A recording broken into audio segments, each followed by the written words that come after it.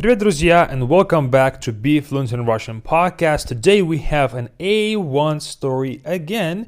So I'll be reading the story once fully, and then I'll read it again, sentence by sentence, translating it. But before I translate, I'll give a little bit of time for all of you to translate it yourselves.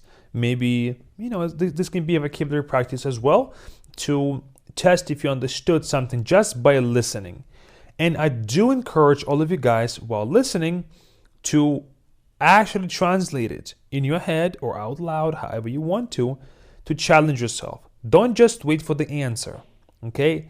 Do challenge yourself to translate it out loud or, like I said, just to yourself, because the more we test our knowledge, the more we can truly realistically understand where we are.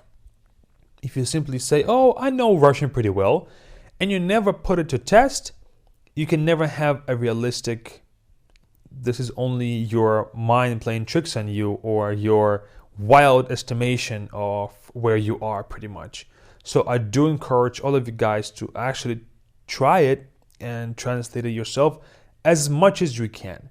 Even if a sentence has one word that you know, still do translate it and do test yourself and challenge yourself with this one. Again, this is a story taken from lingua.com. It's not my story. And yeah, thanks a lot, Lingua, for this story. So let's get right into this. And actually, before we do, if you are a new listener to Be Fluent in Russian podcast, make sure to tune into other episodes if you're looking to improve your listening and vocabulary mainly. Of course, during these podcasts, it's hard to explain grammar and train speaking. So we pretty much only focus on listening and vocabulary in these episodes. And make sure to tune into other ones as well to see if this can be something that you can do weekly and if this is going to be useful to you. But without further ado, let's get right into this. Here is a story about a friend. Привет. Меня зовут Андрей. Мне 12 лет. У меня много друзей. Моего лучшего друга зовут Паша. Мы одного возраста и учимся в одном классе. Он живет в соседнем доме.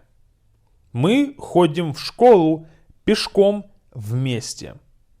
У него короткие светлые волосы, зелёные глаза и добрая улыбка. Он очень худой и высокий. Паша выше меня на целую голову. Он часто смеется и готов помочь. Мы обычно играем в футбол с другими ребятами после школы. Мы всегда играем в одной команде. Паша очень любит спорт и мечтает стать тренером, когда вырастет. Иногда мы идем ко мне домой после футбола и делаем вместе домашнюю работу. Паша всегда объясняет мне сложные задачи, потому что учится лучше меня, особенно по математике. And that's the whole text. I hope you understood a lot of it, but let's break it down sentence by sentence. I'll read it out loud first, give you a little bit of time to translate, and then I'll translate it myself. Okay? So, привет. Привет, of course, means hello, of course. Меня зовут Андрей.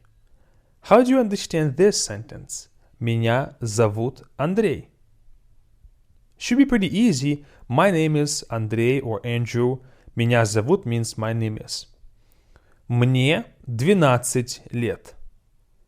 How old is this guy?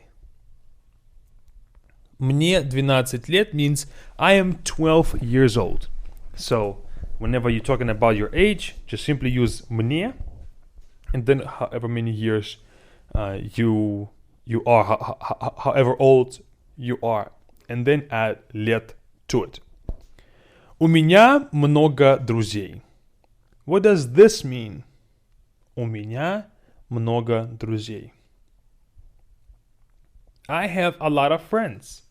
So много друзей means a lot of friends. Моего лучшего друга зовут Паша. Now, what does this sentence mean? This can be a bit harder. Моего лучшего друга зовут Паша. This one means my best friend's name is Паша. Моего лучшего друга, my best friend, зовут Паша, is called Паша, or his name is Паша. Мы одного возраста. What does this mean? Мы одного возраста. This is a bit harder. Мы одного возраста means we are of the same age. So возраста means age. And then it continues. И учимся в одном классе. And what does this part of the sentence mean? И учимся в одном классе. And we study in the same grade or in the same class. Or we go to the same class. Like we're in the same, I guess. Yeah, I guess the same class. Он живет в соседнем доме. Now, what does this mean? Он живет в соседнем доме. The word that's probably giving you trouble is соседнем. Соседний means neighboring or neighbor. So он живет в соседнем доме means he lives in a neighboring house. Мы ходим в школу пешком вместе. What does this mean? Мы ходим в школу пешком вместе means we go to school together by foot. Okay? Then we have у него короткие светлые волосы. What does this mean? У него короткие светлые волосы means he has short, light hair. I guess not dark, but light. Then we have зелёные глаза и добрая улыбка. What does this mean? Зелёные глаза means green eyes, and и добрая улыбка means and kind smile, and a kind smile. Он очень худой и высокий. Now what does this mean when he's talking about his friend? Он очень худой и высокий. This means he is very thin and tall. Паша выше меня на целую голову. Now this one is a bit harder to translate, so I'm going to just simply go ahead and not even give you any time because this is very hard. Regardless of your level, maybe this is more like C1 maybe. Паша выше меня means Pasha is taller than me на целую голову, for a whole head. So he's a whole head taller than Andrei, who's telling the story. So Pasha, I guess Andrei comes up to his shoulder only. Он часто смеется и готов помочь. What does this mean? Он часто смеется means he laughs a lot or frequently. И готов помочь and is ready to help. Then it goes to the second part of the story where he's talking about what they do in school or after school. Мы обычно играем в футбол с другими ребятами после школы. Now what does this long sentence mean? Мы обычно играем в футбол с другими ребятами после школы. This one means we often play soccer or football with other guys from school. So мы обычно играем в футбол means we often or typically play soccer с другими ребятами with other guys после школы after school. Мы всегда играем в одной команде. What does this mean? Мы всегда играем в одной команде means we are always playing on one team or on the same team. Мы всегда играем is a bit easier to understand. It's we often or we always play в одной команде in or like on one team or on the same team. I guess he's talking about him and Pasha playing the same team. Паша очень любит спорт. What does this part mean? Паша очень любит спорт means Паша loves sports a lot. И мечтает стать тренером, когда вырастет. What does this part mean? И мечтает стать тренером, когда вырастет means and is dreaming about becoming a coach when he grows up. Then we have иногда мы идем ко мне домой после футбола. Иногда мы идем ко мне домой после футбола. What does this mean?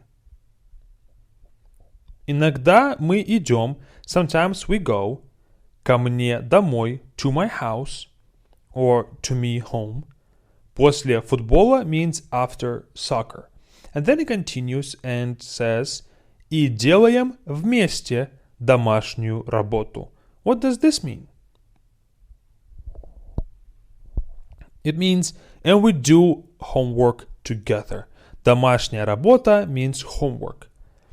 Паша всегда объясняет мне сложные задачи. What does this mean? Паша всегда объясняет means Паша is always explaining мне сложные задачи. Tough subjects or tough tasks for me or tough exercises for me. Потому что учится лучше меня. Особенно по математике. So what does the first part mean of this? Потому что учится лучше меня. What does this mean?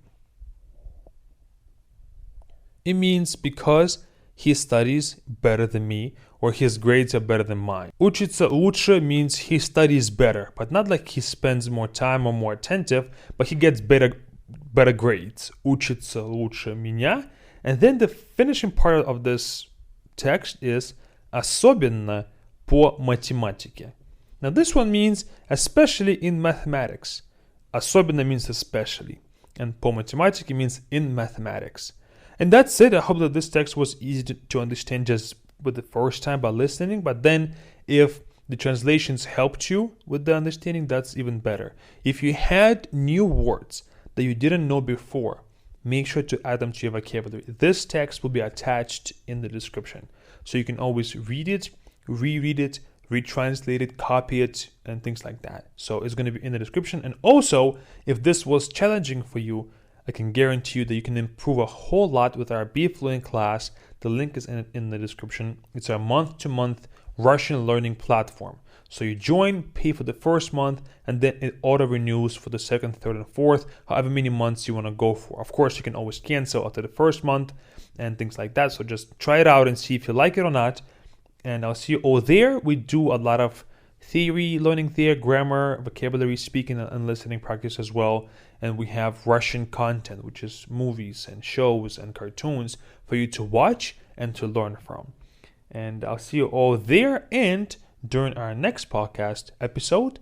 And I'll see you all then. Пока-пока.